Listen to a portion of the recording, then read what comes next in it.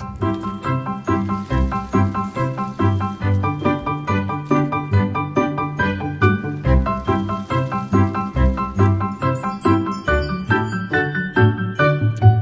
and good evening and welcome to Parenting Beyond Belief. The launch. Yes. Ooh, we have a big crowd out there, Dale and Kendall. Okay, so let me go to reading my book, the Noah's Ark book here. Welcome to Parenting Beyond Belief, which is a production of the Atheist Community of Austin, an educational nonprofit dedicated to the separation of government and religion and the promotion of positive atheist culture. Today's hosts are Miss Dr. Dale McGowan, who has authored and edited many great books, including The Gold Standard for Secular Parenting, Parenting Beyond Belief, and he wrote Raising Freethinkers and several other books, all which are good to look at and read. And Kendall Hopkins, who is also known as Sapphic Skeptic on YouTube. She blogs about single parenthood and mental health issues, and she is our other person who's phoning in. They're both phoning in remotely. And then there's Clare Wuellner on the board of the ACA, that's me, and president of the board of Foundation Beyond Belief. And I also host Godless, can't say that word on this show, and let's see. This is a show for folks who are raising free thinkers in a religious world. We discuss parenting, share our experiences, play fun games, and take phone calls from parents who have questions, thoughts, or experiences about parenting in a secular way. Our regular show times are on the second and fourth Saturdays of each month at 1 p.m. Central Standard Time. So if you're able to go over on YouTube and watch us there, please subscribe to the show and also like the show for us. There is also a Facebook and there's a Patreon where you can support what we do in that way. If you're listening to us on Spreaker, please click that little orange subscribe button. And please, as I say, consider subscribing and going on Patreon and donating some. So let's talk to our hosts briefly here, the other hosts. Dale and Kendall, how are y'all doing? Good. How you doing, Claire? I'm doing really well. I need to turn up my thing here a little bit. Can y'all hear me good? Okay? Yeah, you sound great. Yeah. Okay. All right. Good. We have callers, and we have parenting things to talk about. Real quick, I think every show I want to start with a little parenting tip. And for me, there are good places to look that are my good go-to places, and one of them is Dale McGowan's book, and the other is my friend Katie Malinsky's website. She is a parenting coach and child development expert here in Austin, Texas. And the thing that I got off of her site today was something that she calls Feel, Felt, Found. Last show, we talked about what to do when children get dysregulated. They go into that arc of the tantrum. It starts out, everything's fine. They get triggered, and they go into the tantrum. What you should do when they get up in that tantrum, which is basically nothing except be there and hold them and assure them that they're going to be safe. And then once they come down, this is when you can talk to them. So what do you say to them? This is what this post is essentially about. And the Feel, Felt, Found alliterative thing is to help you remember what to do. So if your child is dysregulated, especially smaller children, and you know what, this works for adults too. All of this stuff is good for taking care of people you love. I'm a fan of Alain de Botton. He is my kind of atheist, and he talks about how if we treated our loved ones like we treat 3 and 4 years old, things would be a lot better. Everybody can be 3 or 4 years old, and it's helpful to be able to talk to them like you would a child at times in those hard times. So the child is still dysregulated, and the first thing to do is empathize. Look at what they're upset about. We've all seen the child who's upset about something and the adult who looks at it and doesn't see why they're upset, thinks it's not a problem, and says, oh, that's not worth being upset in some way. Wrong. If the child is upset, there's good reason to be upset. What upsets you is going to be different from what upsets a 1-year-old, 2-year-old, 3-year-old. You have to put your brain back in that time. Whatever it is, it's upsetting them, and you need to empathize with that. So the first thing to do is say, I feel like you're really upset. So that's the feel part. And then you can help them feel a little less alone in that by saying, I've felt that way too once when blah, blah, blah, or something to that effect. And then after they've regulated really well, you can ask them, and I really like putting it this way, and this is the way I did with my kids, and I think they really did appreciate it, is to say, I have found that if I do a particular thing, it helps me when that happens. Are you interested in hearing what that thing is? Ask their permission. Don't just lecture them. That's not what a lot of kids want. My kids happened to want to know what I would do. I know some kids who wouldn't want that. Respect what they want. So I have found in the past that when I get upset about that sort of thing, if I just take 10 minutes or whatever it is. So feel, felt, found. Give it a try. You can never be too empathetic with a kid. There's a lot to be said for paying attention to what they're feeling. Dale and Kendall, anything you want to add to that little piece of advice? I think you covered it great. I don't have anything else to add. Yeah. You're among us. You are the one who's going to be using that the most, I sense. Oh yeah. Yeah, I have a 3-year-old, so I think my kid is the youngest of all of the hosts. I think you're right. Yeah. So that'll get used a lot. Let's go to a phone call, and then we can do our game that we were going to do. There are, let's see, Samuel and Cassidy. They are about to be foster parents and want some second opinions about raising a child secularly. So, Samuel and Cassidy, are you there? Yeah. I can't hear very well. Can you hear me a little bit better? Yeah, I hear you a little bit better. It's pretty soft, though. You're on with Claire, Dale, and Kendall. Hi. All right. So we just had some questions about raising a foster kid in a secular household. So me personally, I'm a little bit worried that if we don't expose our child to different ideologies or ways of thinking, we're both atheists. But I'm worried, coming from a strong Christian household and community, that if we don't expose our kid to different belief systems and kind of walk them through the arguments for and against religion, then they would be subject to their peers and classmates and teachers. I'm worried that one day we'll have our kid come home and have a question about afraid that he's going to hell because of something that one of his friends told him or something like that. And my Cassie, she has a little bit different opinion on that. Okay. Cassidy, let's hear you.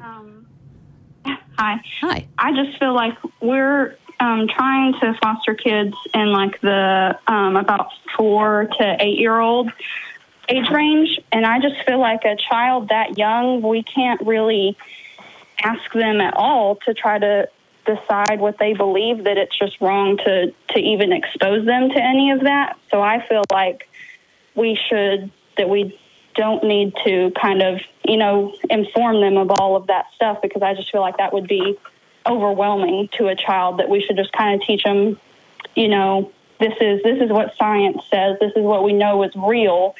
And all of the other stuff you can, think about and decide what you believe later when you're a grown up, that kind of thing. Right. So we just wanted to see what y'all's thoughts were on actually exposing the kid to other religions or not. That's a super great question. And first off, kudos to you for fostering and adopting. Agreed. And from here, I think I'm going to hand it over to Dale to start out answering. Yeah, I'm happy to answer that one. This, I have to repeat what Claire said. Congratulations for doing that. That's fantastic. I actually appreciate it.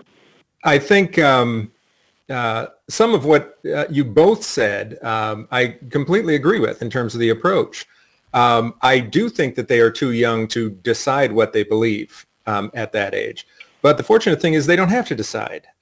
They can be exposed to things without making a declaration.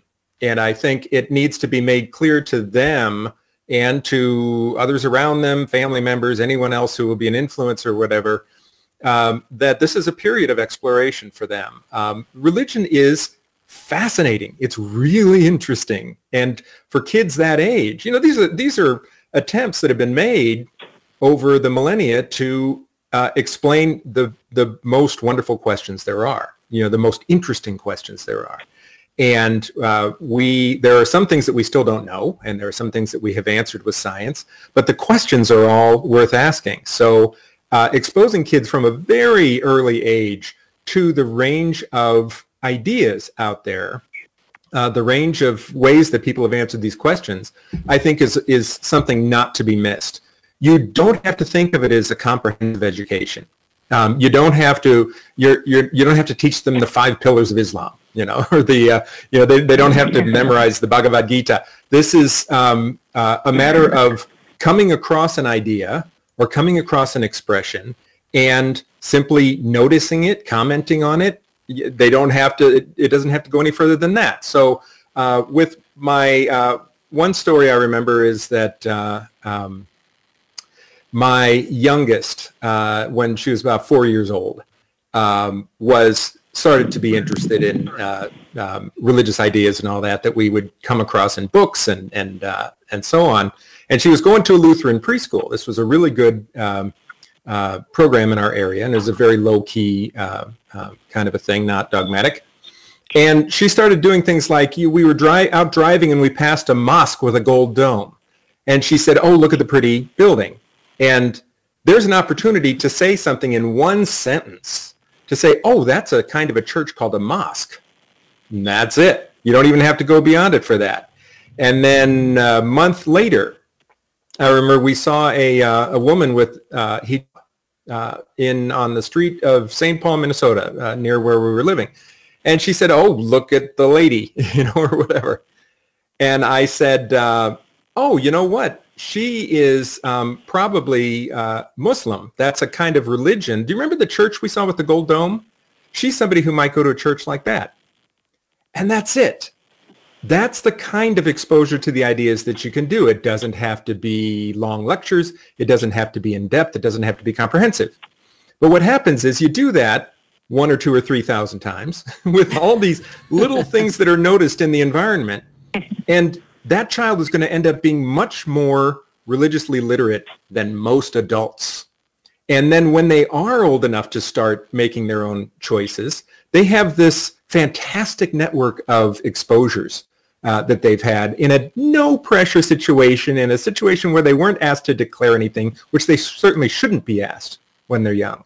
That's the way I think you should do exposure to religious ideas. It's all around us. You just have to notice it and comment on it. That all sounds really helpful, and we're both kind of nodding our head in agreement over here. But so, what would you say in a situation like if the kid comes home from school and he says, "Hey, so and so invited me to go to his church this weekend," and I personally would I've always thought that I would rather expose my child. Like, I don't want them sitting in Sunday school where like an adult can manipulate them, because I heard some pretty, like, looking back on it now in my Sunday school class, it was pretty like brutal stuff as far as like hell and punishment and everything goes. And so I don't really want my kids sitting through like a Sunday school. I always thought that, like, I got more out of hearing the stories and the parables and stuff that I would probably tell my child that if he really wants to go visit his friend's church, that I would go with him and we could sit in on a sermon and see what he thought about that. But Cassie, she said that she probably wouldn't even really want him to go at all, that, like, telling him that that we don't go to church. Yeah, I was going to recommend exactly what you said, that you just say, the friend invites him and you say, oh, sounds great, I'll go with you. If you are there, you also have the ability to have a discussion afterwards, and really process it in that way. One of the reasons I think it's a good idea to do this, if you can, on occasion, is that it takes away the possibility of forbidden fruit forming in their mind. One of the things, if a child never gets into that behind that stained glass, they can develop an idea that there's some powerful magic back there. That there's something, people talk about church and it transformed their lives, and there's all this sort of, I wanted to get my kids in and let them see that it's just people in a room listening to a guy talk, and that you can take or leave the ideas, and then it demystifies it. It takes away the power of it, and they're able to see that, oh, okay, there's nothing magic. It's just a thing that I can decide on. So that's the reason like that philosophy. Yeah, exactly. And I really was concerned that and I've heard from a lot of parents, to tell you the truth, if they never expose their kids to religion in any way, those are sometimes the kids that end up drawn to it. So it's kind of, you can think of it as an inoculation. You're giving them just a little bit of it, a little exposure to it, that's going to serve to demystify it, and they are actually less likely to be drawn in. But having you there, I think, is a really good idea, especially when they're young. Not a good idea to send them in at age 5 or 6 without you under the influence of another family.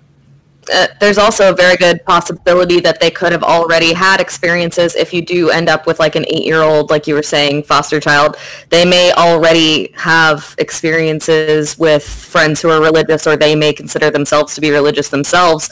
But I think this is something that you've said before, Dale, is focusing on teaching them how to think instead of what to think. And I don't know if you guys have heard street epistemology before, but that's something that you can practice on your kids too, is, if they come home and say, oh, well, Johnny says that Jesus is our Savior and our Lord, you can just ask them, oh, really? That's interesting. Why does he think that? What do you think? So it doesn't necessarily have to be like a, no, we don't believe in that, but just teaching them how to be skeptics so that they can come to those conclusions on their own. Yeah, I think if you talk to them, it's not very hard to talk to them and show them that religion doesn't hold a lot of water. One of the things I did with my kids once was read that. We were stuck in a hotel. We usually read bedtime stories. I had forgotten books. And I said, well, I know there's one book in this room, and I found the book. And we read Genesis together. And we laughed our butts off at it because it just didn't make any sense. I would read something and they'd be like, what? And they were little. It don't have to be, a PhD to understand that the stuff doesn't make sense. So there's that. And also just meeting them where they are. Dale talked about how he would give a brief answer. Some kids won't take just a brief answer. My son wanted the paragraph, and I'd have to give him the paragraph. And so meeting them where they are is another aspect of that. You sounded like you had another question maybe, or another thought? Yes, I actually had one more question. Sure. Another thing that we were thinking about with this age range is when they ask us what we believe, how do we explain that we're atheists to a child that young. Say, because in the area of Texas that we live in, they most likely have been exposed to going to church or something like that, especially in the foster realm, because most of the fostering agencies are Christian-based. So how do we explain to them in a way that they can understand that we don't believe in a God? Dale? Yeah, as just straightforwardly. I really recommend I haven't heard a case yet where that was a bad idea. It's an opportunity to normalize the idea. And kids accept, there's a great line in The Truman Show where it's delivered in a sinister way, but it's true.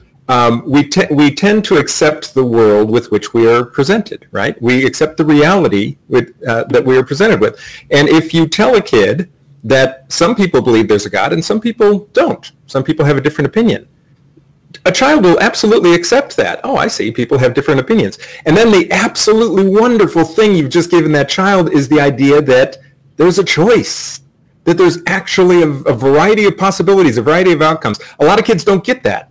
A lot of kids are raised in a situation where, as far as they can tell, you have no choice but to believe in God, because absolutely every person who has ever lived believed in God. And for you to simply say, in a very straightforward and normalizing way, to say, oh yeah, I don't actually think, I've thought about it a lot, and I don't think there is a God, but a lot of people do, and you get to make up your own mind. That's a really powerful thing, and it's a great gift for you to give to this child. All right. Well, yeah, we really appreciate it. I think that pretty much covers all the questions that we had. Sorry for taking up so much of your time. No, that's great. And come back and let us know how things go. Also, I'm going to plug Dale's book, even if he doesn't. It would probably be a very interesting read for you to, if you would buy and read Parenting Beyond Belief and then Raising Free Thinkers. A lot of the things in that book are what helped me parent my kids at a very young age. So. Okay. Highly recommend. Well, yeah, we really appreciate it. Thank you guys so much. Thank you for calling. Thank you. You guys. Everything. All right. Thank you. Bye-bye. Bye. We have more calls. We have a full board lit up here. Would you rather do a call or another call? Yeah, maybe. Okay. It doesn't matter to me. Oh my. Okay. We're going to talk to, I hope I pronounced this correctly, Saeed, divorced, and the ex-wife still believes. Yeah, hello. Hi. Hello, good evening. Hi, is this Saeed? Yeah, this is Syed. Syed, yeah, I'm from Austria. okay. Here is midnight, it's 1 o'clock already. So, oh, thank you for staying up so late. Thank you very much for accepting my call. Yeah. I usually used to watch the Atheist Experience from the YouTube, but tonight I decided to watch it online. Mm-hmm. But after that, I noticed the Parenting Beyond Belief. It was interesting for me, so I started listening, and it actually interested me. So I'm Syed. It's not my full name because I'm an ex-Muslim living right now in Austria. And I separated from my wife because of the same scenario, because I'm atheist and we had different thoughts of life. So, but that was not the main issue that I told her. But anyway, we separated. We have a child. We named him Joseph. So in the English, Joseph. So he is now 2.5 years old, and he is with his mother. But on Saturdays, I usually visit him the whole day. But now he's quite young, 2.5 years, not much worries now, but I have worries about the future, that how should I convey the critical thinking to my child, how he should think and how he should believe in future, and other issues also, because I'm coming from this very religious family, so from his mother's side, and from my side as well, so, and we live in community, so I'm worried that how should I face with challenges in the future. So I need some advices, perhaps. Yeah. Dale wrote a book called In Faith and in Doubt, and that book talks about supposed mixed marriages where you have one religious parent and one non-religious parent. So I'm going to hand this over to Dale again. Let's see, what do you think, Dale? Sure. This really is one of the most difficult situations, because you have when you're together, when you're married or in a partnership, there's a certain amount of there's an understanding that you have to come to agreement on a lot of things about the relationship and about raising children and so on. Once you separate, that agreement isn't binding in the same way. You can really go your own way, and you have to figure out what's best for the child. And the hope is that both parents also want what's best for the child. So the two variables are that, the idea that they have that shared value for the child, and then the level of respect that remains between the former partners. If there is a level of respect there, even if there was disagreement that drove the relationship apart, you can build from that to work on what's best for the child. If that level of respect is broken, if it was a messy divorce, if it was a very difficult thing and there's a lot of acrimony, it is much more difficult, and you end up having to, for example, rely on the courts to decide aspects of, there have been some high-profile court cases in the last several years dealing with exactly this, whether the mother in a divorce case can bring the child to church, or, whether the father can get a child baptized, or whatever it is. So can I ask, first of all, would you say that you do still have a respectful relationship with your ex-wife? Do you feel that it's respectful? Yeah, I can say, but the point here is still that she is not aware of that I'm atheist, rather than I became atheist after my divorce. But of course, I was open-minded, and we have differences in the sense of education. I'm a PhD student, and she is just a high school degree that she had, so right. Difference of the education and other things. But yes, we have respect in that sense, but I am worried that in future that we may come in clashes, that if I interfere, that, for example, in Islamic society, usually the children should be circumcised. So for me, it's a full action to be done. So I'm not sure what should I do, because sooner or later he should be circumcised. So I don't know how should I approach it through just because it is unimaginable that if he is not circumcised in the future, because he will not be a good Muslim. So in that sense, so the future clashes will come soon. So it's a kind of now is a kind of. How should I say it? Just the silence before the storm. So I'm worried about the coming future. So right now it's fine. It's respectful. Yeah. Right. Good. Well, that you can build from there. And the fact is, it doesn't even have to be overtly about religious versus atheist. What you can talk about is questions like, is there a shared value of having your child make certain decisions for himself? And my guess is that you will differ on some of those decisions. But the question of circumcision is actually one that you can have a conversation about. You could offer, for example, you could say, I'm entirely fine to have my child circumcised. How about we wait until he's 18, and then he can make the choice? And the realization that at the age of 18, nobody's going to make the choice, enters into the discussion. That can be the sort of thing that can make someone think about it in a way that they haven't before. So the assumption is often made that the other person will automatically be coming from the perspective of the doctrine of the religion. But if you can just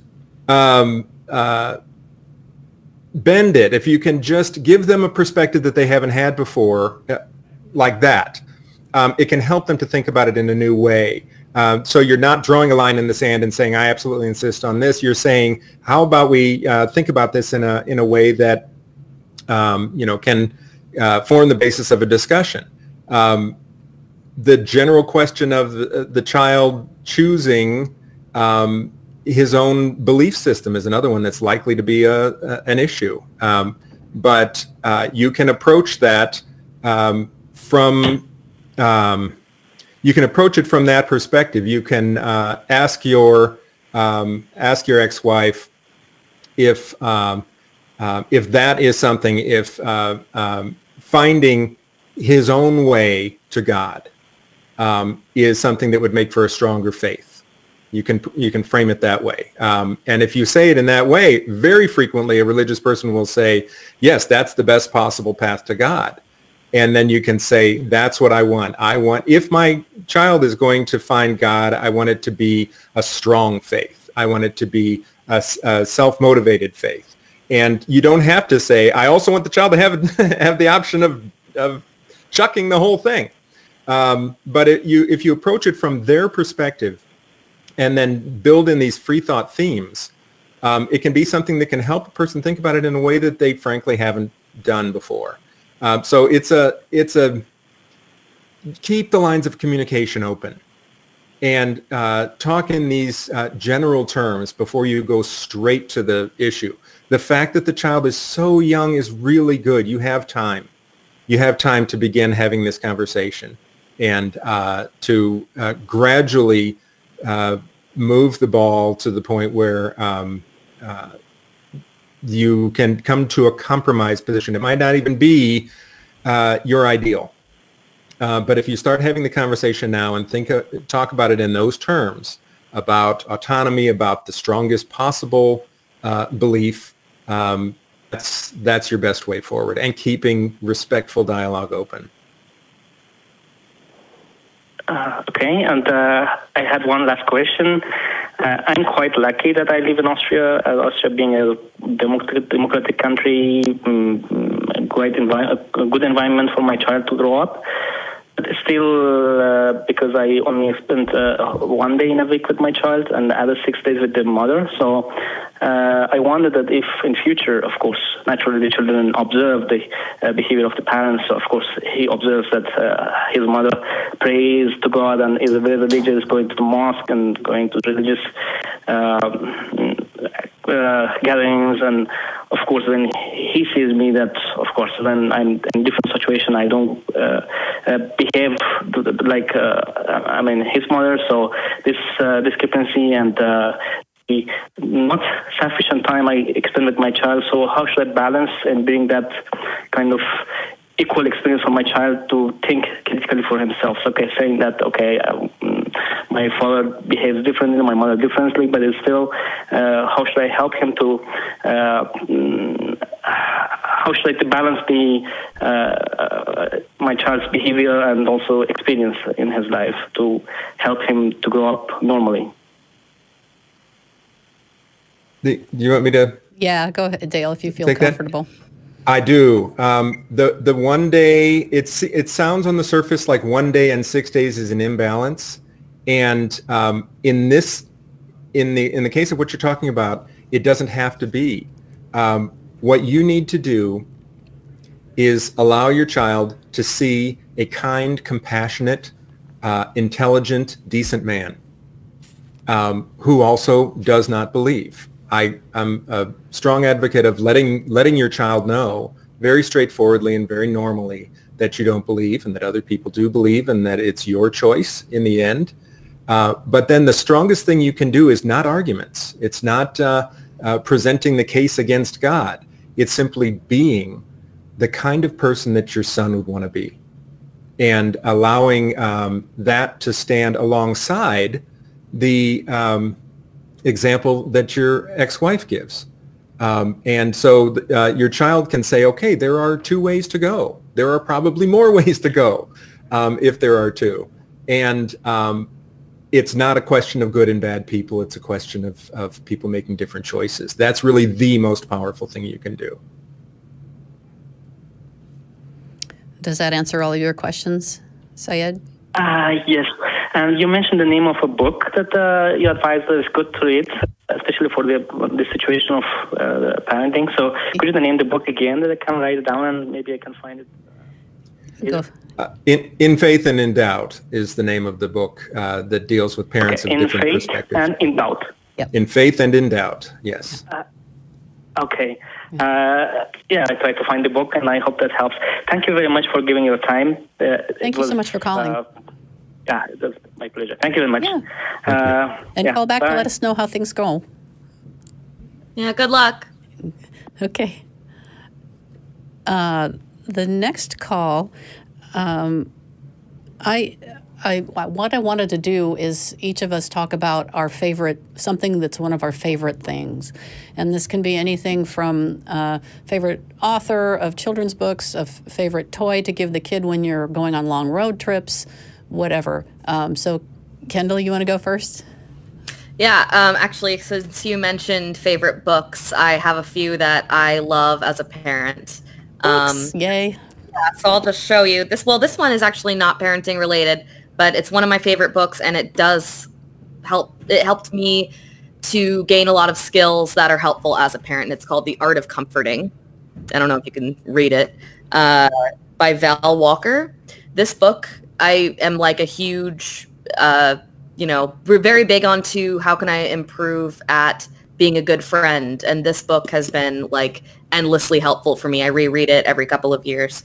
But then these ones that are specifically related to parenting, this is called I Was a Really Good Mom Before I Had Kids.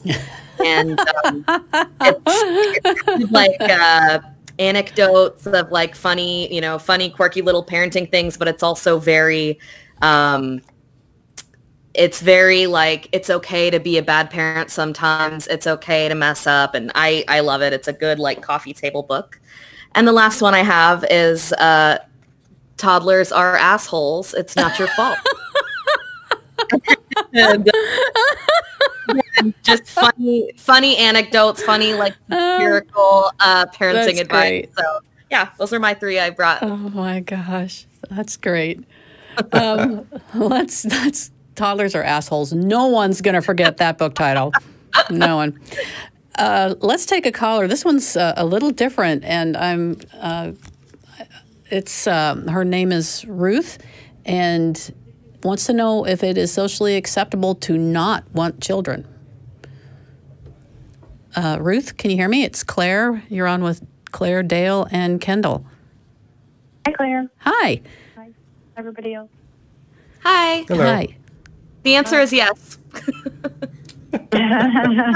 Well, it's really not socially acceptable if you put it out there. It's easier to tell people that you're an atheist than it is to tell people that you don't want children, honestly. But yeah. Well, it's really none of anybody's business. It's none of anybody's business, but also I want as few parents that don't want to be parents in existence. I don't want anybody who doesn't want children to have children. Totally. That's the way I feel about it. Like, and I'm a huge empath. Like, I love everybody, and I'm very kind and caring about everybody else. But I just have never had that urge to have my own children. Some of that is I have 5 little sisters. I don't. Did that? You raised 5 already. Mm-hmm. Yeah. But it's a hard thing socially. Like the older that I get, the more people are like, "Aren't you going to have some kids?" And I'm like, no, not really. Lordy. That is so inappropriate to ask. It's insensitive, quite frankly. Yeah, if you need my permission to just say, wow, how's your meal? And just change the topic just brashly, because that is so inappropriate to ask. It is none of anyone's business. And I'm sorry people ask such stupid things and say, I mean, that's rough. It's your choice. It's your life. Yeah, and people seem and it's almost as go ahead. It's almost as hard it's okay. I'm sorry. It's almost as hard to like make personal decisions about your life, like medical care and things like that. It's harder to do that than it is to have a child. It's like, oh well, that just happened. Yeah, and I think people tend to have a sense of entitlement when it comes to your decisions in your life. Like for me, I'm a single parent and people think it's appropriate to ask me how I had my son, which I think is just totally unacceptable. Like you have no idea.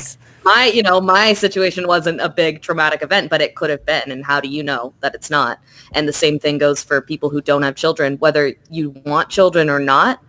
A lot of people ask those questions to people who have had 5 miscarriages and desperately want children, But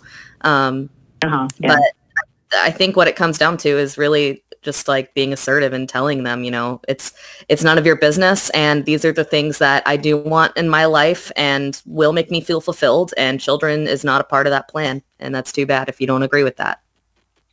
Yeah. So invested in this. It just mystifies me why people, because they really get, I know exactly what you're talking about.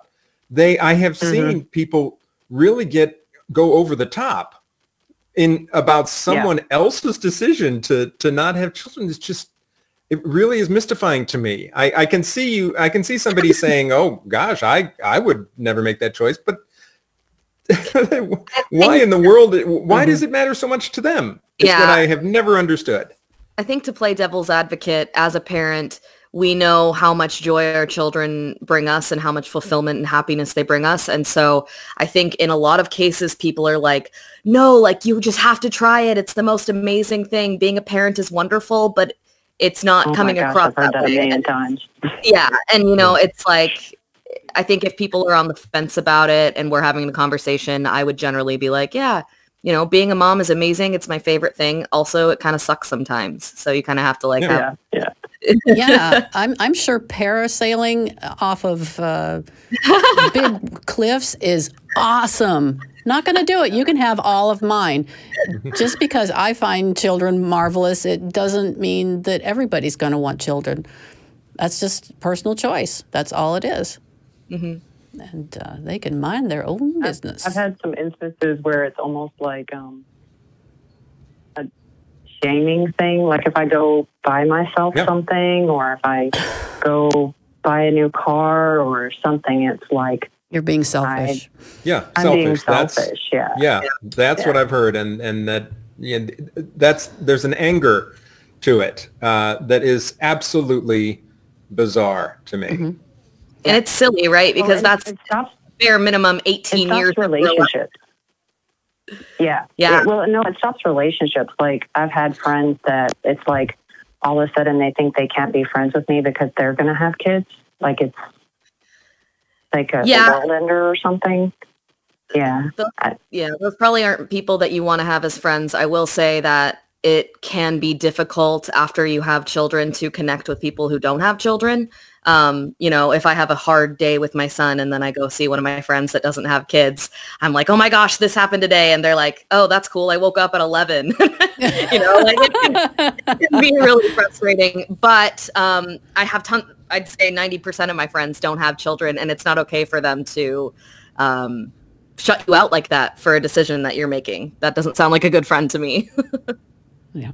But it is. It's definitely a hard social thing to get and find friends who are the same. And I guess you could say that for atheism as well, but but it's definitely, you have to find a group or a place where it's okay to say those things and not have that fear of ridicule for it. Or I see that you're in South Carolina. If you lived in New York, I think that would never come up. But South Carolina, I could see where there'd be a good bit of pressure because the culture there is very old-fashioned, family conservative, sort of, by and large. The whole quiverful thing. Oh, Lordy. Yeah. I have 5 little sisters. Yeah. Oh, my. Yeah. Oh, boy. Okay, well, anyways, I hope we helped a little bit, Ruth, and good luck out there, and tell them to mind their own business.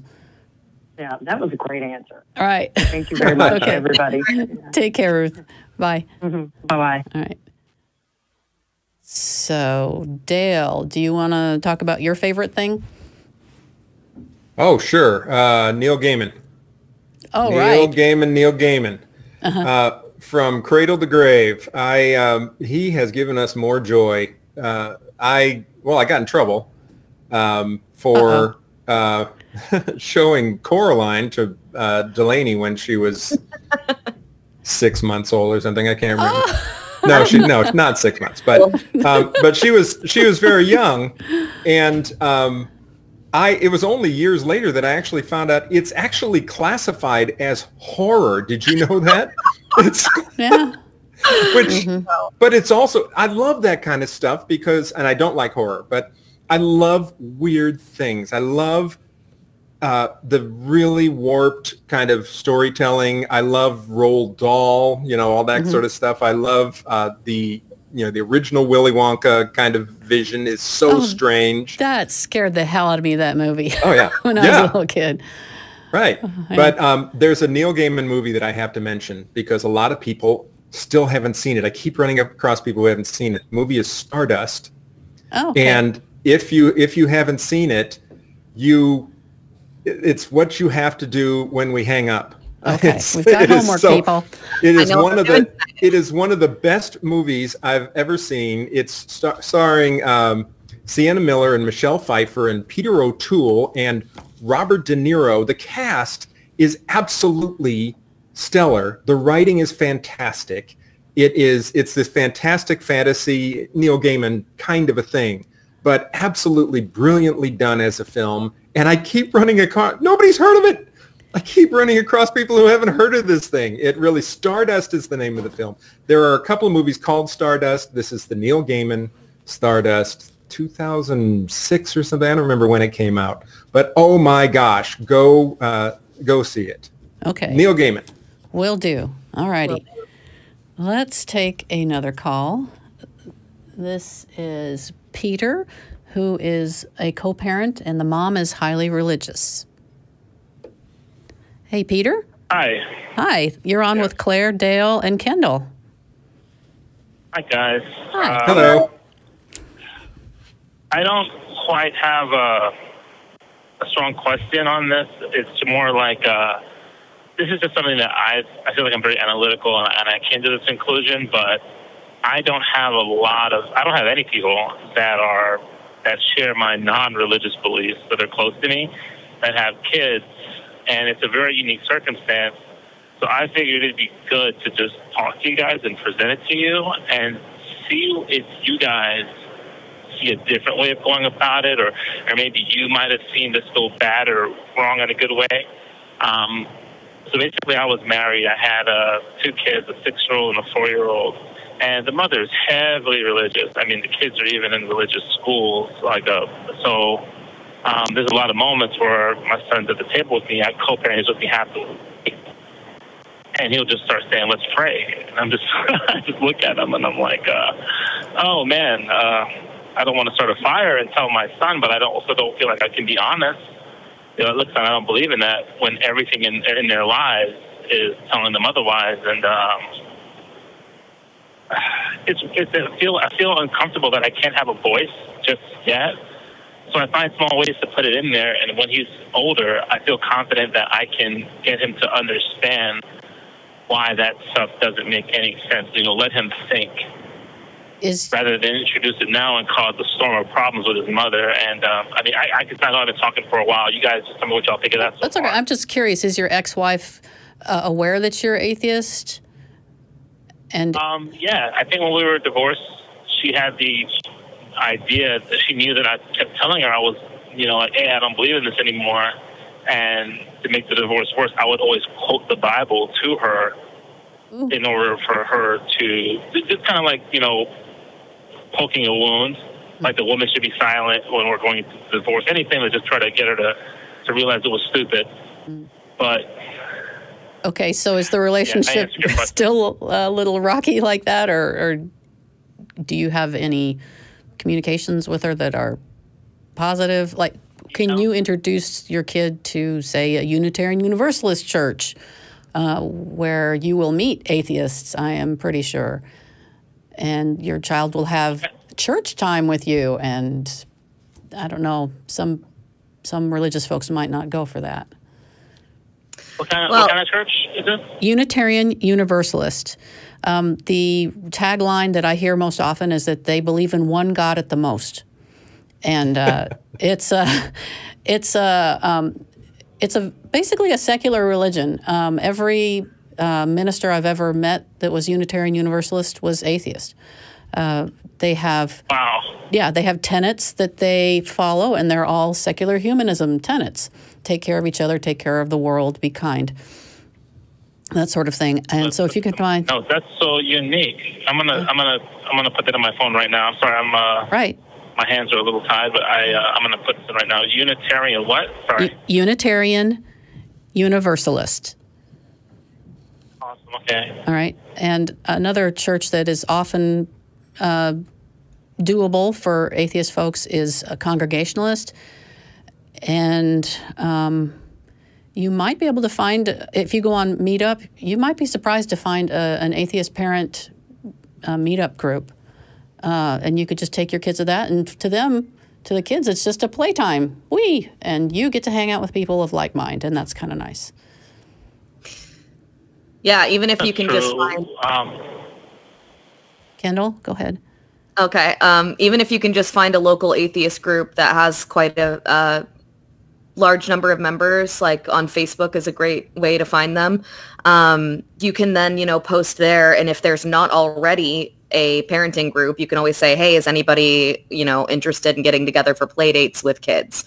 I've actually have a few secular parent friends by doing exactly that. And I wanted to say as well, and anybody can correct me if they think this is a horrible idea, but I'm thinking, what if, you've got your kid and they say they want to pray and you tell them, well, go ahead. I don't pray, but you're welcome to do so. I wonder if maybe that would kind of send a message without saying, oh, well, that's not real or anything that would offend your children's mother.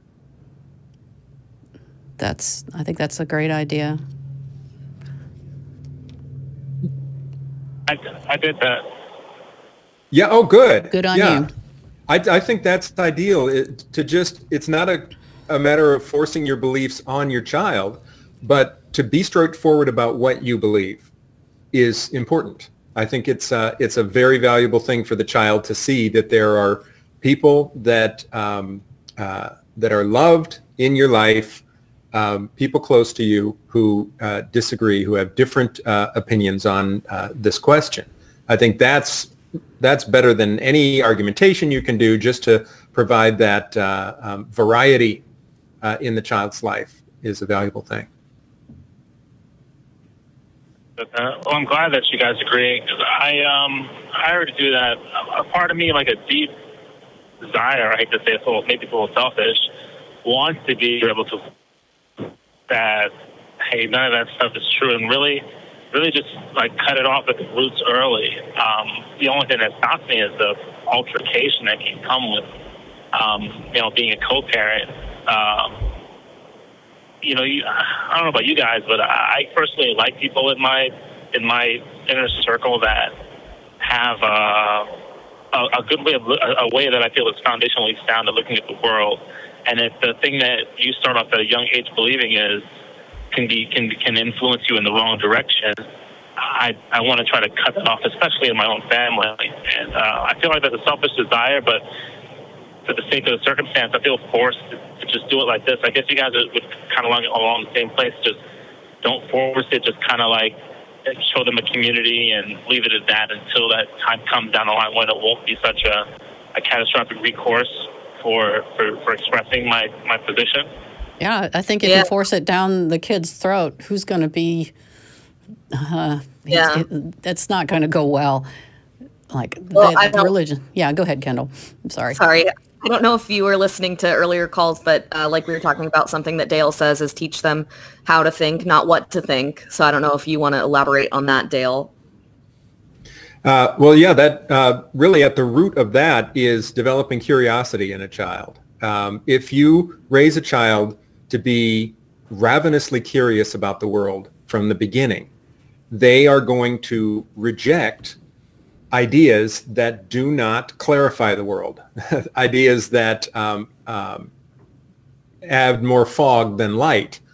So this is the thing that from the time my kids were very young, I was looking at things. We would look at something and say, wow, look at how the pill bug, rolls up so tight. I wonder why he does that. So it's the wow first, and then the I wonder why. You don't even have to answer it in the moment, but it helps them start to see that the world is wonderful, and there are answers that we can find. We can ask the questions, and we can get at answers. Get them recognizing how amazing the world is and wanting to have the answers for it. Then help them start to search for those answers in ways that don't necessarily have anything to do with religion. And then gradually they develop a distaste for deception.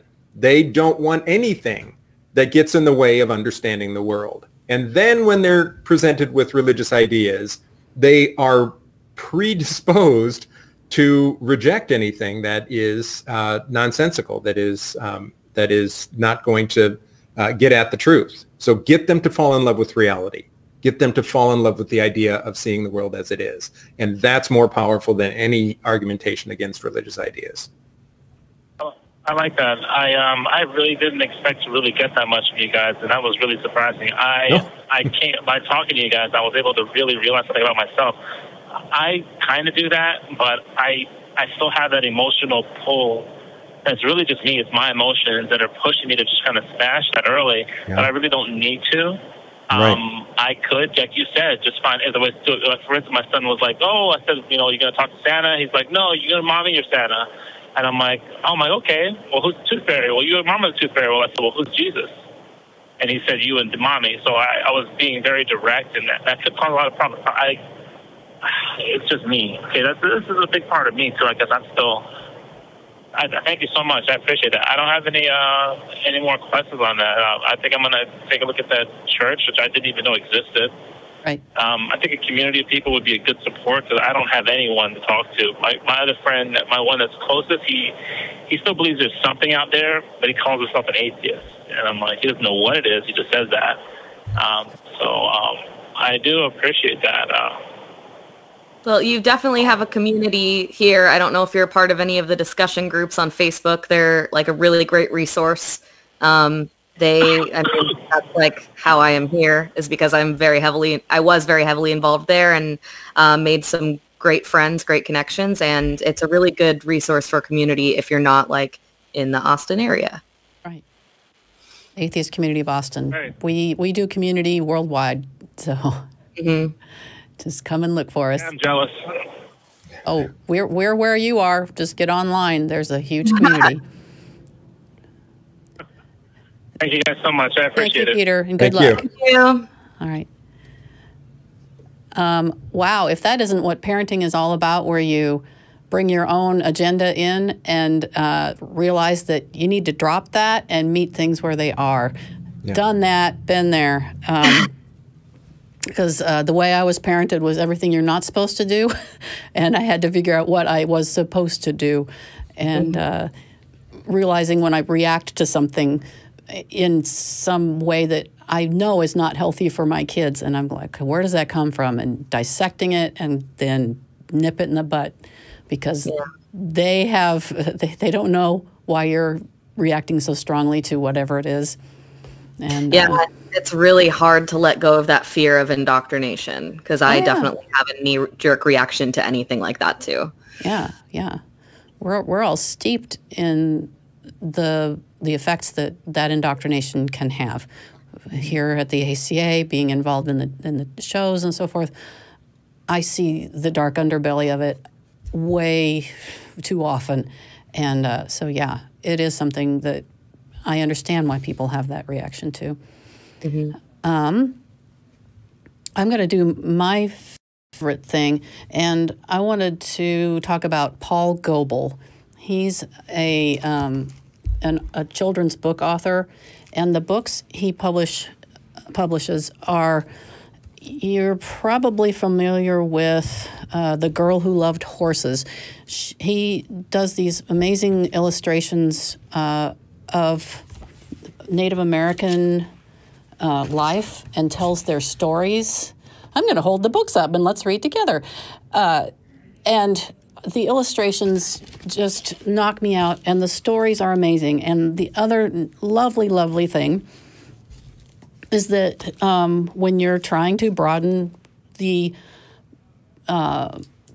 base of myths that your child is exposed to, there's all right here. Paul Goebel has many of the Native American myths, and they're illustrated beautifully, and some of them are quite funny. They're like Iktomi and the duck. There's a fool, Iktomi, in, I guess, Native American culture of this tribe, and he gets into trouble by being arrogant and selfish and so forth. And my kids and I used to just laugh out loud at some of these stories. So I highly recommend getting hold of Paul Goebel's books. I was so enamored of the illustrations that I made sure that I got a copy of every single one of his books, and we read them all. They were wonderful. So we have, wow, I'm so glad we have so many callers. We're going to go to someone named Minx, and if children's brain is not fully developed for critical thinking, then do we need to use parables to teach values? I definitely have thoughts on that. Minx, are you there? You're on with Claire, Dale, and Kendall. Hello, Claire. Hello, Kendall. Hello, Dale. Hello. Hi. Yeah. So I'm really glad that Claire, when you brought up the UU Church, because I'm going to UU Church as well, and I am definitely more theistic than other UU members. And to be honest with you, that when I grew up in my country, my families are Buddhist, and my parents, they don't teach me values from their religion very well. So they usually send me to a Buddhist temple, and over there I learn moral and how to deal with stuff like death and suffering, etc. So through the story and parables that the monks told me, then I tend to hold these to them. So to be honest with you, I don't think about those issues in rational terms very well. So I'm thinking if I have kids, then I think it will be difficult to talk to them about, how to be kind and compassionate to other people with just like logical reasoning with them. So I think I probably may have to use some sort of story to demonstrate that. And in fact, in the UU Church, I see that, when the minister say, story time, and then where all the kids, they get the attention to that, and then they sit down and they listen to it. So I think there's some sort of power in, metaphorical stories that religion tend to demonstrate that, help people open up their imagination in order to think about critical issue. So I would love to hear your opinion about that. Kendall, you want to start? Yeah. So can you hear me? Kendall, can you start? I couldn't hear you. Sorry, I said take it away, Claire. You got this. You got. I didn't hear you. No, myself muted because I thought I heard my son coming home, but he's not. Oh, okay. Go ahead. Dale, do you want to start? Oh, that's fine. All right. Sure. Okay. Well, I definitely think that there is power in stories. I think you can use stories to illustrate moral principles very well. I don't think you have to be limited to that. I think that the youngest children are capable of seeing the reasons to behave ethically. For example, there are two basic ideas that underline 99% of all ethics. One of them is that reciprocity idea, the golden rule idea of treating other people as you want to be treated. That's something that a child can understand. And the other one is called universalizability, the massive 9-syllable word for doing what you would want to be the whole of the law, is the way it's often said. What if everybody did this? The youngest child could understand that a certain action is not right if it's something that would make the world a bad place if everybody did it. So those are the sorts of things that can begin getting children to think ethically and morally, with or without a parable. Then you can build it into parables. You can build it into Aesop's fables, or whatever you want. I think that can be a very powerful way to deliver it. But I think it's also something that can be simply delivered in a question. When a child does something that is unethical, and you say, now what if everybody did that? What would the world be like if everybody did that? You've actually delivered one of the two most basic moral principles in a nutshell. And that's something that can get a child reflecting on that in their next action and their next action. Right on. I have a tiny bit of a different perspective.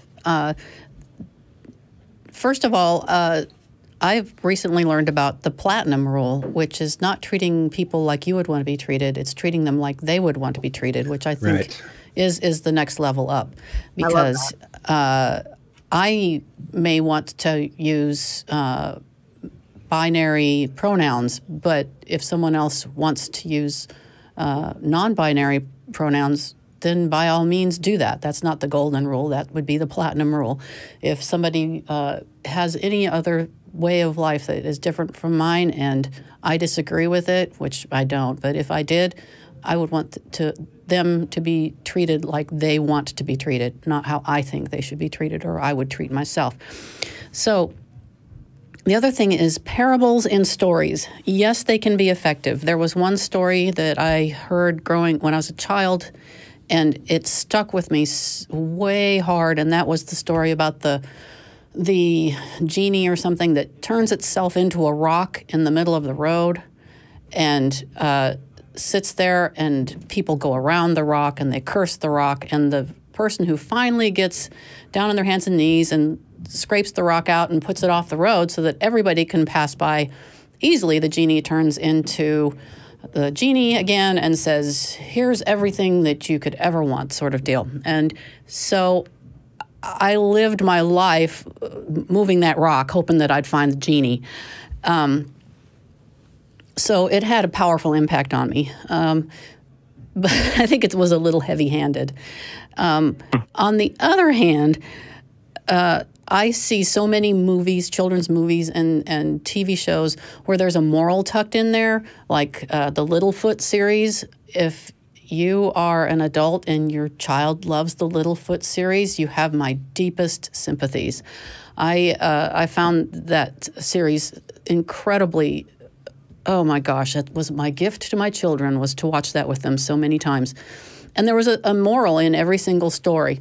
They didn't get it. They wanted to watch the dinosaurs. That's all they cared about. So I think if there is a moral, it has to be, first of all, pretty clear, but not heavy-handed. It needs to be right down the middle. And checking in with the kid can be a good thing, because being a people pleaser, which is what I was trying to do with that rock story, is not really a very healthy thing. It is good to be conscious of doing the right thing and so forth. So those are my thoughts on it. You had another thought, Mix? Yeah. So I think like when they mentioned the questioning the children about like ethical issue. To be honest with you, when I live in Vietnam, my home country, my culture tends to be authoritarian when it comes to parenting. So it seems like children don't question very well. They tend to sort of agree with the parents say, but when like they tend to love to be around their grandparents, because grandparents don't usually, spank the grandchild. They tell the kid's story. And it seems like those things tend to stick with the kid if the grandparents do it correctly, like they instill the moral in the story to the children. And children tend to hold it dear, and then they grew up, to be a good person. And that similar thing that happened to me. So, I wonder, like, the questioning part, is this like, it depends on, the cultural context, or you think it's sort of like universal for every kid? Well, as for spanking, universally, it is absolutely not the best way to discipline ever. Study after study confirms this. People can grow up to be good people who were spanked. I was spanked, and I think I'm a pretty decent person. But it does more damage than good to the relationship, and it might get results in the short term, excuse me. But in the long run, you can teach children much more effectively talking to them. Talking is the very best thing. But I don't think that's what you meant exactly. I just had to talk about spanking for a second there. Yeah. Anybody want to actually address his question? Which was about how cultures use the parable and the differences among. Go ahead. Yeah, Kim. I guess I can't really relate. Maybe it is a cultural thing, or maybe one of you can, because I don't think that's something that I really experienced in my childhood. Yeah. Any other? Dale, I think you're muted. I'm sorry. I knew I was going to do that. Yeah, I was an anthropology major in college, so I really enjoyed learning about exactly that, the different cultural approaches to the very basic things like parenting and education and so on. And yes, teaching by indirection, teaching by parable, teaching when a message is woven into a story rather than being overt is definitely a cultural difference. But I think it can also be subcultural. It's the sort of thing that I think is common in some Western subcultures. Within a given culture, there will be some people who prefer that way and others who don't. I think the non-religious subculture, if you want to put it that way, tends to have an aversion to that kind of burying of the message. You know, we'd much rather be, you know, put it on the surface and talk about the reason for it rather than, you know, allow it to be buried. Partly because I think a lot of us came through a religious upbringing in which, you know, the use of parables and the use of religious stories was often masking a message, sometimes an authoritarian message, sometimes some other things that we ended up outgrowing. So yeah, I think it's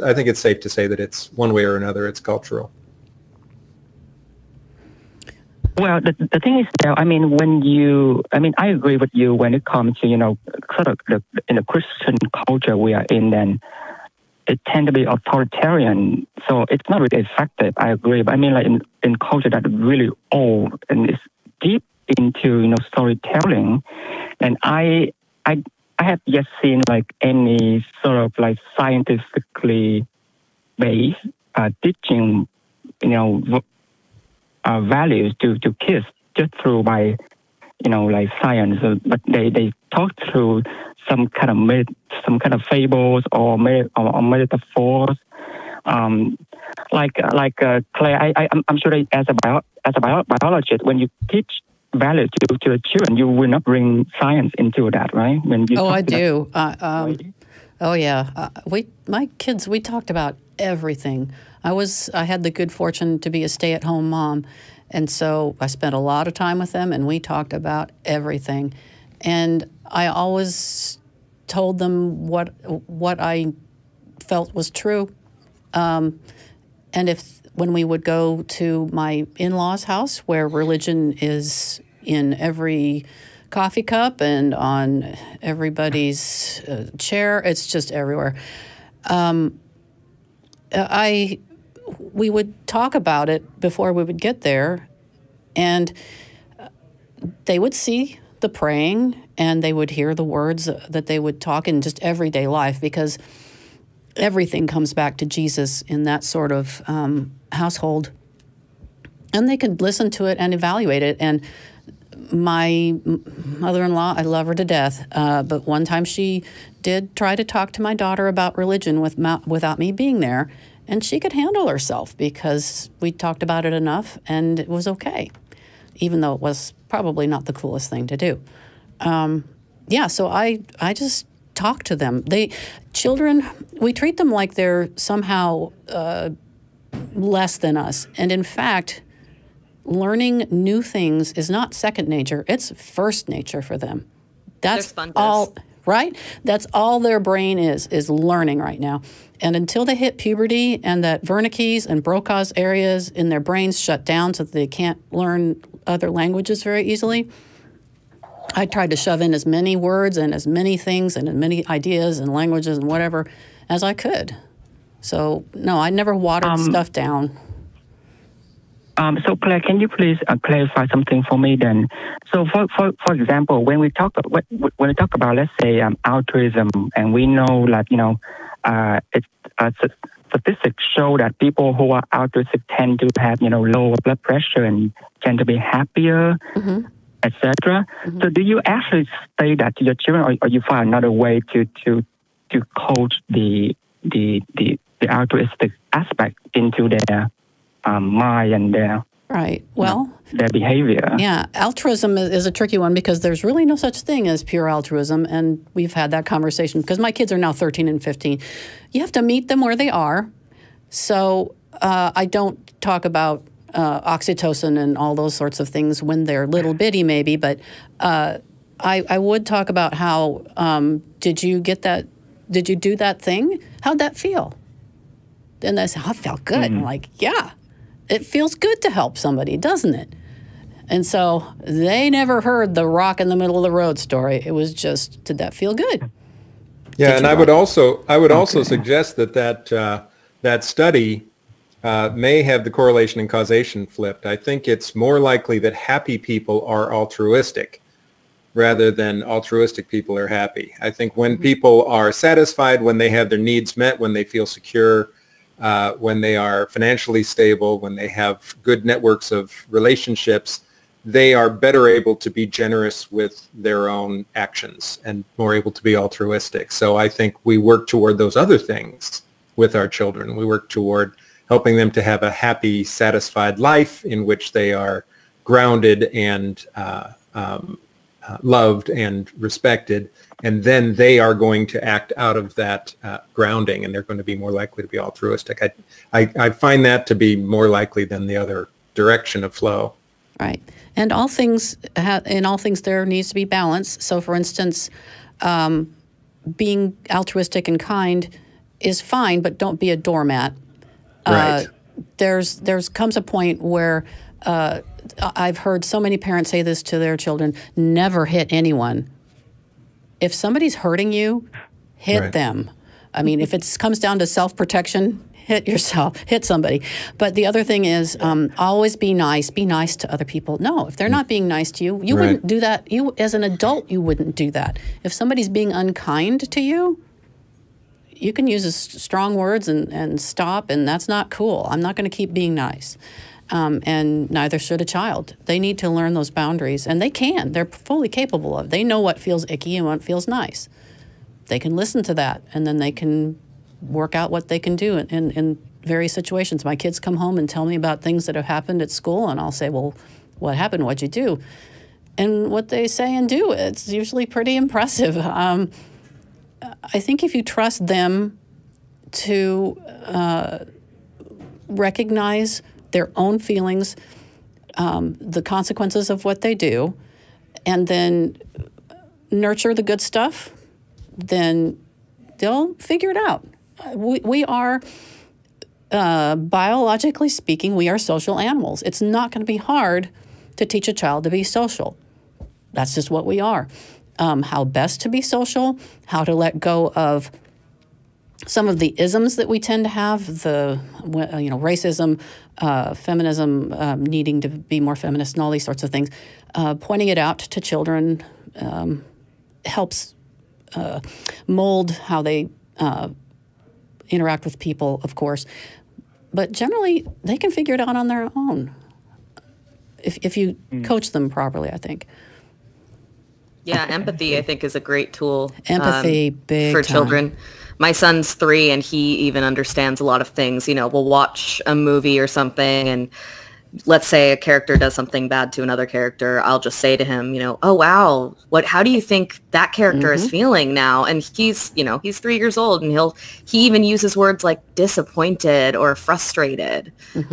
So I think, yeah, it is a really useful tool to ask them to step outside of themselves and think about how they would feel in different situations too. Yeah, and the biology of it also, like I said, we're hardwired for this. Months-old infants show empathy. This empathy is not something that has to be taught. It should be nurtured. Some people don't have it. People with personality disorders do not have it sometimes. But for the most part, it's going to be there. Dale, you sound like you want to say something? No, I just agreed. I just said right. Yeah. All right. So Claire, then, So as a biologist, can you tell me if empathy is it like emotionally based, or you think it can be logically based as well? Because I think religion tend to tackle people's emotion, right? So I think like in the parable or story, they tend to invoke emotion in people, and I think that's somehow it worked through the empathy as well. So I don't know. That's why I wonder, like, if logical reasoning is enough, to nurture the empathy, or we somehow have to tap into the emotion of a kid in order to get them to think about, to have the feelings of empathy for people or animals, or the genes have to be there, and that's what it takes. So it is. There's a genetic basis for it. There's going to be some plasticity. And some people, like I said, lack it. However, I know of malignant narcissists who have somehow figured out that they were narcissistic and learned the behaviors that went along with empathy. They, just like studying a book or learning a language, learned how to be better human beings, learned how to be social, but it took effort because it's not in their wiring. But fortunately, the vast majority of us do have that empathy hardwired in there, and we have to. We have to be able to understand one another implicitly. And humans are not the only organism with this. Horses have theory of mind. They read human faces and know whether we're angry or happy. They measure this using physiological responses of the horses. Of course, a lot of the other animals that everybody thinks of as probably having empathy do also.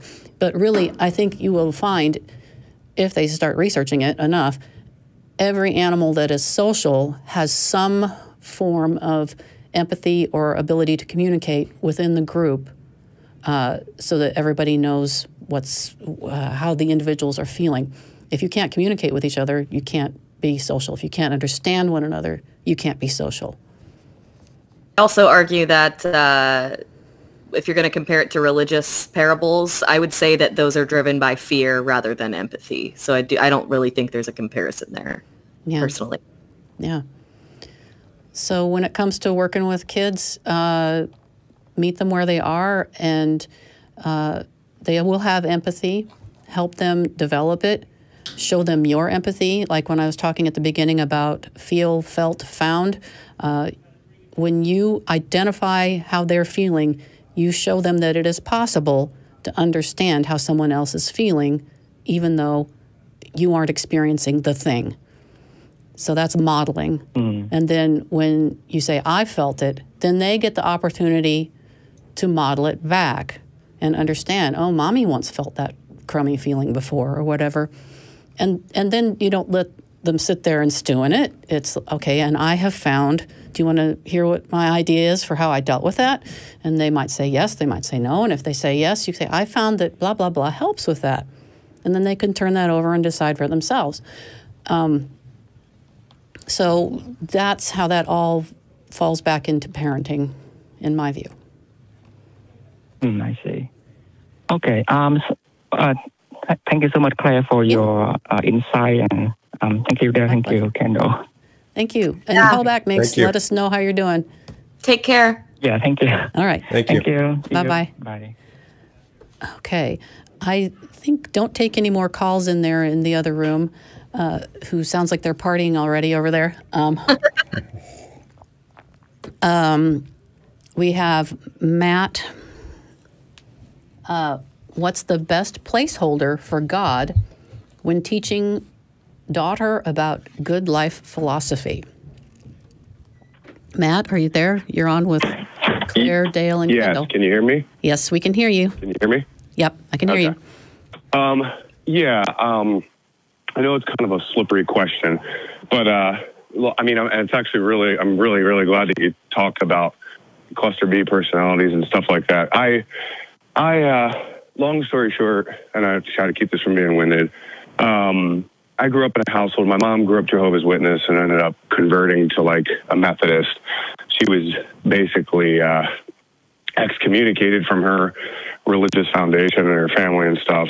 My dad, I would say, is somewhere between a deist and a pantheist. So my household didn't really have this ironclad religious teaching. It wasn't, you know, it was basically going to church on Christmas and Easter. I wasn't forcing anything, but a lot of the ideology behind it, I was taught growing up and stuff.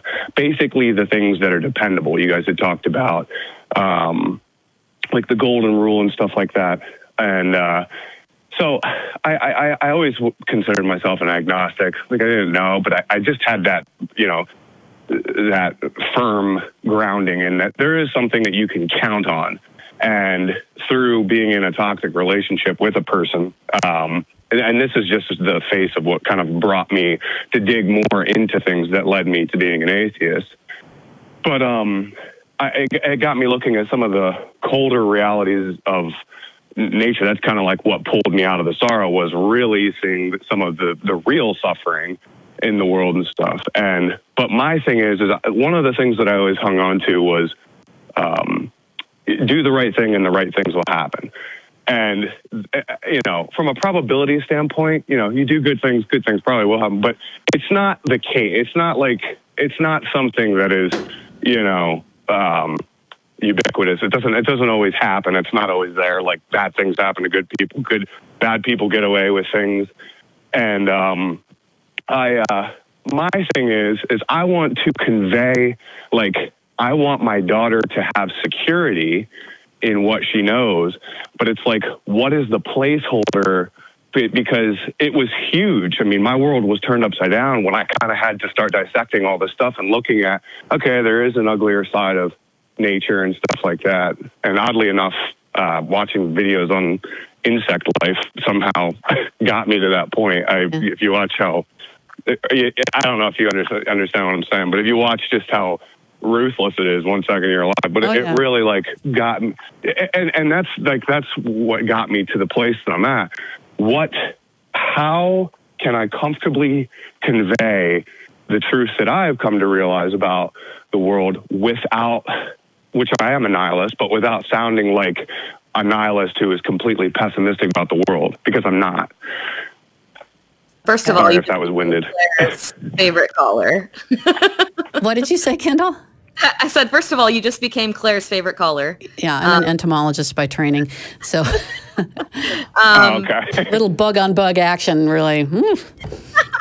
Nice. Yeah, it sounds so crazy, but like when you watch it, it's like, and you magnify it, it's like, well, you know, life kind of is, and I really got into, you know, researching Darwin and stuff like that, and it's not really the survival of the fittest, it's more so the survival of the just fit enough, and how just, you know, everything kind of, I don't know, I just really, really got into that, and I believe that it applies to even us, even though we think we're special somehow, and we're not, but I don't know, I don't know how to, you know, it sounds so unimportant. Like people really want to derive this objective purpose when really the purpose is purely subjective.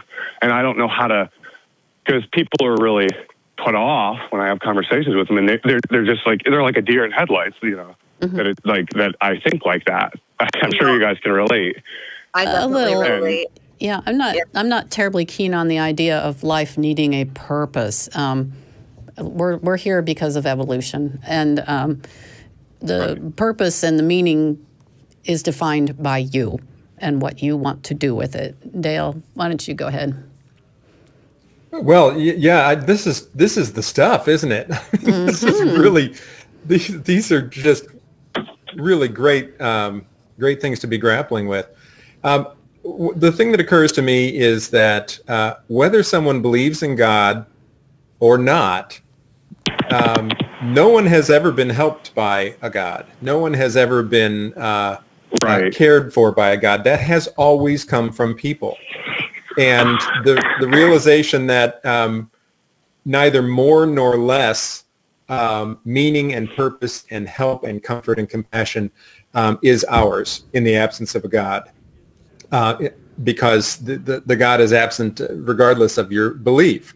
One of the things that I flash on immediately is this. I remember reading this story about a woman in a church community whose husband had died, and this was an article or something that was describing how her church community came together, as they do, and brought her meals and took care of her house and gave her hugs and kept her company. And she said, at the end of the article, she said, and in the embrace of that loving human community, I could feel the embrace of God, right? She was only feeling the embrace of people. She was only feeling a human embrace, and she was then reframing it, thinking of it in terms of God. But I think the answer to your question ultimately is that all of the purpose, all of the care and compassion comes from people. You know, it comes from other people. That's the placeholder. And it's, we can say, well, it's not a complete substitute for God, but the fact is, the reality of God isn't a complete substitute for God either. God has never been giving us these things. Everything good that has come about has been from people taking care of each other. And so I think it's a matter of framing it in that way and letting your child know that in terms of being able to count on something, it's you. My child can count on me. I will always, I am going to be someone that can always be counted on. And then they move out in circles into their life and build more and more relationships with other people who care for each other in this mutual relationship. That's the replacement for God. It's us. Okay. Yeah. And it's just such because you want them to have, see, the crazy thing is like, I was always kind of taught that comfort was exterior to us and, not to ask questions about it. And when I further asked questions and had like conversations with my mom, she hits the basic brick wall that all theists have that becomes immediately circular. And I just like when this whole, whatever it was that needed to be counted on or whatever, when I was going through my hardships, like, oh, wow. So it is just kind of me and it is the people that I surround myself with. It's almost more work for the child to be taught that than it is to just teach them the truth from the beginning. Because at some point they're going to be horribly let down. And it's like, I don't know. I definitely want my daughter to be self-sufficient and mainly be able to rely on herself. I mean, of course, I'll always be there for her. I love and cherish my daughter, but things happen, So it's like I definitely want to ground her in being confident about herself and her abilities. So. How old is she? But she's young. She's very young. She's 3.5. She'll be 4. And I know it's kind of early for me to be asking these questions, but time. No, it's not. No, it's not. Yeah, it's not. When they're 3.5, really when they're 3.5, nothing stops them. They have all the confidence in the world, and I felt like my job was to keep that, not break that. Yeah. My kids were fine. I just tried to stay out of their way as much as possible, and give them the opportunities that would help them grow and learn and so forth. I'm reminded when you were talking about the God-shaped hole and all that stuff. On Godless Bitches, we have an outro, and it kind of fits here, and it's like I almost always screw it up, so I'll try to say it right. We don't need a savior. We have each other. It's all we've ever had and all we'll ever need. And that's a Jen Peoples-ism. And it's true. I mean, if you think about it, yeah. The people around me, I feel so fortunate. And I didn't just fall into them. It's having those relationships takes work. Yeah. And so, you know, it's making. Go ahead. Do you guys have any recommendations also? And this is just really quick. Like, so then there's the issue of my mom, who is a theist, and she almost gets kind of offended. And I don't go into it far because, you know, quite frankly, it's not really her business, but I want to respect her. So like, I try to entertain the conversations, and, you know, that we can and do have morality consistent all on our own. We don't need to derive it from something outside of ourselves. And I have these conversations with her, and it's hard because I you know, tell her, I have to tell her, and I know how much she's hung on to it. And I know that it has gotten her through, you know, hardships of her own and stuff like that. So I don't ever want to discount what she believes. She can believe whatever she wants to believe. But when those conversations come up where, you know, she's trying to kind of press me that she should have this or she should have that, and I tell her, like, I'm not, you know, comfortable. If she wants to go down to your church and play with the kids and stuff, but if they're going to be teaching her that stuff, I mean, that's not wrong for me to tell her I don't want her sitting there learning this stuff. No, I don't. Not at all. I don't. And he was talking about the parables. I mean, that's another perfect kind of segue, because it's like, I don't want her learning the parables. I don't know who your other host is, but she was saying that it's based in it's almost fear-based. It has Kendall, nothing to do with empathy. Yeah. And I fully agree. I mean, if you've read the Bible, or even know, I mean, Matt and Don clarify a lot for you when you watch the show. So, you know, there's a lot of atrocities in the Bible. So that's definitely 100% not the code of conduct I want her living her life by. But how do I go about doing that, you know, still respecting my own mom? Because it gets heated. Yeah. Dale has a couple books on that sort of thing that deals with parenting and that sort of thing. You want to deal with that one, Dale? Well, I guess I would refer to the books. Yeah. One of the things, I mean, honestly, one of the things that that I like about the way we put the books together is that it has a number of different contributors. And you get perspectives from people who see things differently and have different experiences with it. So, you know, rather than just present my take on it, I would really recommend looking into those resources. What are the could you just name them? Yeah, Parenting Beyond Belief has. Okay, I'm sorry if I didn't hear you. I was just trying. It's okay. Sure, it's Parenting Beyond Belief. What was the second one? The second one is Raising Free Thinkers. And Parenting Beyond Belief is essays from a number of contributors. Raising Free Thinkers is a sort of practical companion to that. It has Q&A and resources, and they go hand in hand fairly well. Okay. I hope that helps, Matt.